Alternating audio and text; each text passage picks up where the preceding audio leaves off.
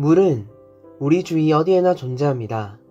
우리가 항상 마시는 물, 그리고 바다, 토양의 습기, 심지어 우리 몸속 세포 안에도 있습니다.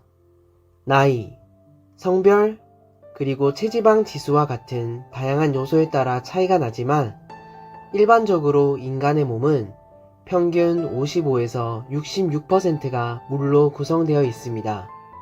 그렇다면 우리 몸속에서 물은 어떤 역할을 하며 건강을 위해서는 실제로 얼마의 물을 마셔야 할까요?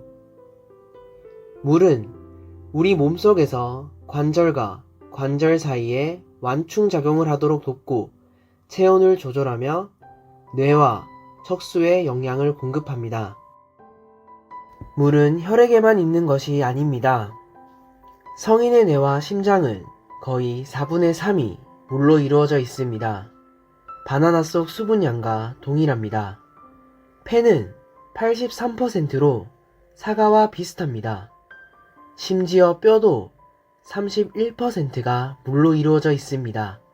그렇다면 인간의 대부분은 물로 이루어져 있고 또 물로 둘러싸여 있지만 왜 우리는 여전히 물을 마셔야 하는 걸까요?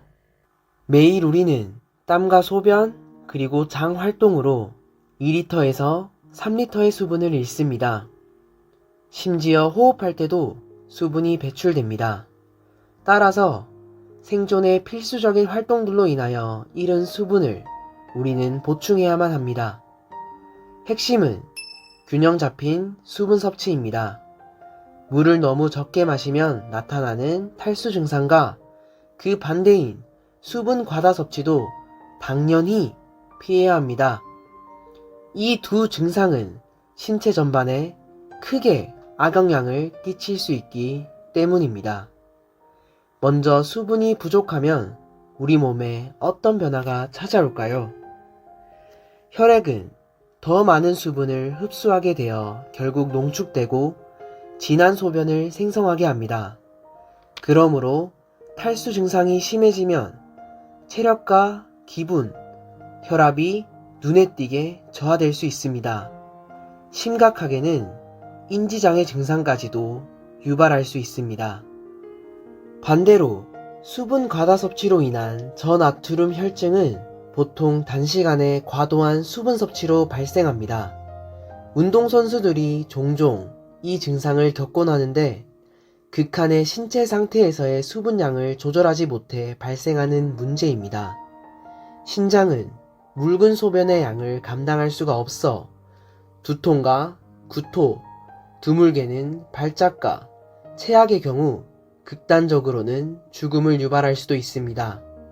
그러므로 물을 너무 많이 마신다고 좋은 것은 절대 아닙니다. 보통은 매일매일 깨끗한 물을 마실 수 있는 우리에겐 수분 섭취 체계는 관리하기가 쉽습니다. 오랫동안 하루 8잔의 물을 마셔야 한다는 통념이 있는데 그 수치는 절대적이지는 않습니다. 우리가 마셔야 하는 물의 양은 몸무게와 사는 환경에 크게 좌우되는데 일반적으로 1일 수분 섭취 권장량은 남자의 경우 약 2.5리터이며 여자의 경우 약 2리터입니다. 이 범위는 우리가 건강한지, 활동적인지, 나이가 들었는지, 열이 나는지에 따라 다릅니다. 물을 마시는 것이 건강에 가장 좋지만 카페인이 함유되지 않은 커피나 차와 같은 다른 음료 또한 우리 몸에 수분을 보충해 줄 수 있습니다. 음식 속의 수분은 우리가 하루에 섭취하는 물의 5분의 1을 차지합니다. 딸기, 오이, 브로콜리와 같은 과일이나 야채는 90% 이상이 수분이며 수분 공급과 동시에 몸에 좋은 영양과 섬유질을 섭취할 수 있게 해줍니다. 수분을 적절히 섭취하는 것은 장기적으로 다양한 효용이 있습니다. 적절한 수분 섭취는 뇌졸중 발병을 줄여주고 당뇨병 관리를 도와주며 잠재적으로는 특정 암 발병을 줄인다는 연구들이 있습니다. 결과적으로 적절한 양의 물을 매일 마시는 것은 우리 몸을 지키는 가장 현명한 방법입니다. 물은 자신의 건강 컨디션에 따라 알맞은 양을 섭취하셔야 합니다. 오늘도 건강한 하루 되세요. 감사합니다.